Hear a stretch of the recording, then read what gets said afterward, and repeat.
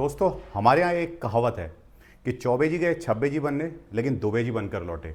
मतलब आदमी गया तो था अपना बेटरमेंट कराने के लिए, लेकिन डाउनग्रेड करा के आ गया।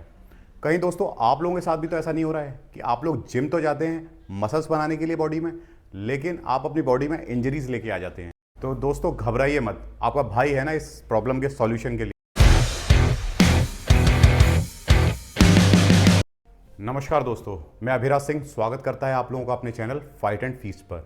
दोस्तों अक्सर हम देखते हैं कि जिम जाकर करेक्ट फॉर्म से एक्सरसाइज करने के बाद भी हम लोग इंजरीज से जूझते रहते हैं। इसका क्या कारण हो सकता है? इसका एकमात्र ये कारण है कि हम लोग अपने वार्म अप के लिए एक हॉलिस्टिक अप्रोच फॉलो नहीं करते हैं। ये वीडियो होने वाला है उसी वार्म अप के हॉलिस्टिक अप्रोच के लिए, जिसे आपको याद करने के लिए कोई फैंसी टर्म्स रटने की ज़रूरत नहीं है, ना ही आपको अपने दिमाग पे ज़्यादा जोर डालने की ज़रूरत है।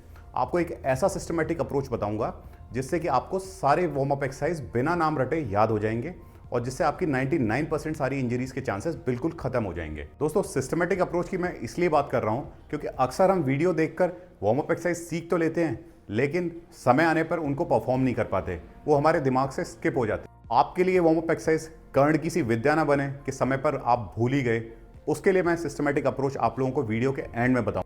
दोस्तों जिन वार्म अप एक्सरसाइज के बारे में आप लोगों को बताने जा रहा हूं, उनको परफॉर्म करने में आपको केवल 5 से 7 मिनट का वक्त लगेगा। और वैसे भी कायदे से 5 से 7 minute is more than sufficient to avoid any injury during your workout.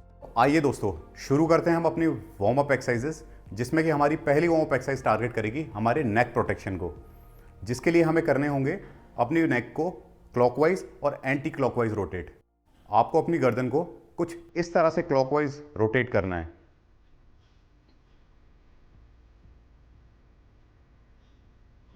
इस एक्सरसाइज को 8 से 10 बार परफॉर्म करके आपको एंटी क्लॉकवाइज परफॉर्म करना है कुछ इस तरह से।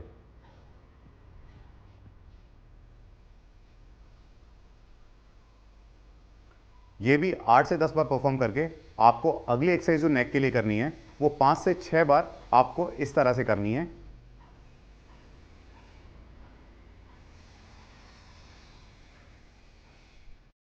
इसके बाद आपको अपनी नेक को लेफ्ट एंड राइट घुमाना है। इससे आपकी पूरी नेक ट्रेन हो जाएगी और आप किसी भी इंजरी से बच जाएंगे।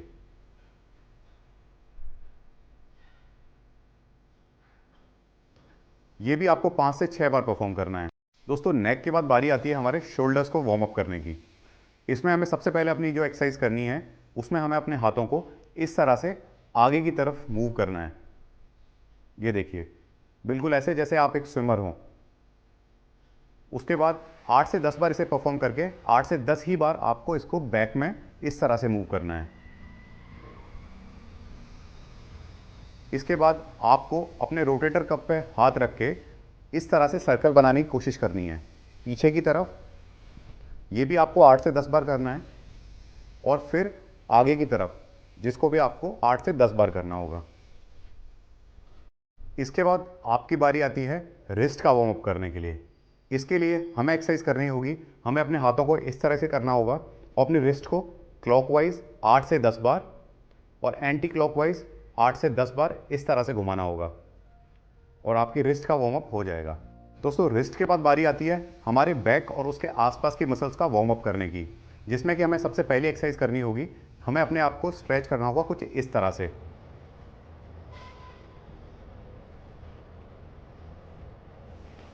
इसको भी 8 से 10 बार परफॉर्म करने के बाद आप करेंगे वेस्ट के लिए एक्सरसाइज, जिसमें कि आप ये वाली एक्सरसाइज करेंगे।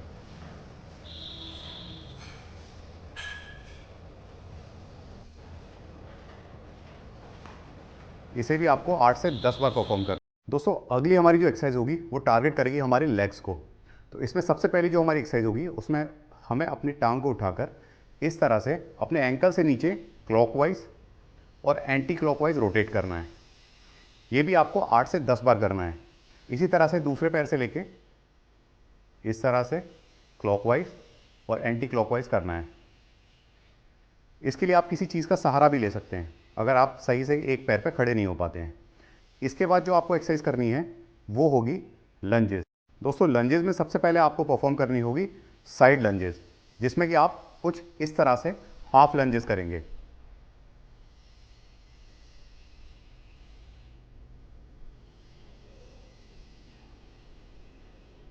इस एक्सरसाइज को आपको 4 से 6 बार परफॉर्म करना है। दोस्तों इसके बाद बारी आती है हमारी फ्रंट लंजेस की, जिसमें कि हमको 4 से 6 बार आधा ही लंजेस को परफॉर्म करना है। देखिए कुछ इस तरह से।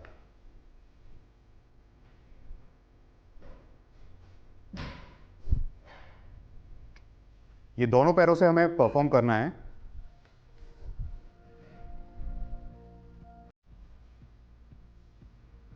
तो दोस्तों ये तो थी सारी स्टैटिक एक्सरसाइजेस जिनको हमें खड़े खड़े परफॉर्म करना था। अब हमें करनी होगी केवल 3 ऐसी डायनामिक एक्सरसाइजेस जिससे कि हमारी बॉडी तैयार हो जाए, ताकि हम किसी भी तरह के वर्कआउट में लोड या स्ट्रेस को झेल सकें। तो दोस्तों सबसे पहले हमारी जो एक्सरसाइज होगी डायनामिक एक्सरसाइज में, उसमें हमें इस तरह से जंप करना होगा।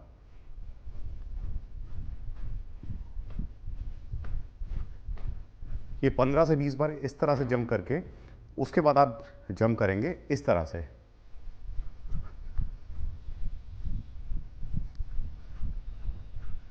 ऐसे जंप 15-20 करने के बाद आपको लास्ट में 15-20 बार इस तरह से करना होगा।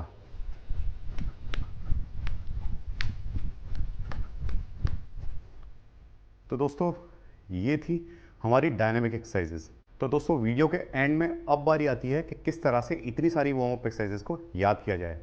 देखिए दोस्तों, इसको याद करने के लिए आपको एक कॉमन सेंस अप्लाई करना होगा, जिसमें कि आपको हर एक वाइटल बॉडी पार्ट जिसमें कि इंजरीज होने की संभावना सबसे ज़्यादा रहती हैं, उनको टारगेट करना होगा। आपको एक एक ऑर्गन में स्टेप डाउन करना होगा। जैसे कि सबसे पहले आपको अपने नेक को टारगेट करना होगा, फिर शोल्डर्स को, फिर अपने बैक और उसके आसपास की मसल्स को, वेस्ट को, आपके नीज़ को, और फिर आपके एंकल्स को। इस तरह से अगर आप एक एक बॉडी पार्ट को स्टेप डाउन करके टारगेट करते हैं अपने वार्म अप एक्सरसाइजेज में, तो आपको कभी कोई एक्सरसाइज रटने की ज़रूरत ही नहीं पड़ेगी।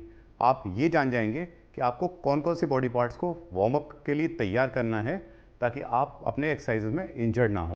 ये तो बात हुई हमारी वार्म अप एक्सरसाइजेज की, जिनको पूरी तरह से हमने कवर कर लिया है। लेकिन अगर आप भी इस तरह के फिटनेस हैक्स और फिटनेस टिप्स चाहते हैं, तो लाइक, शेयर एंड सब्सक्राइब कीजिए हमारे चैनल फाइट एंड फीस्ट को। तब तक के लिए ओवर एंड आउट दोस्तों।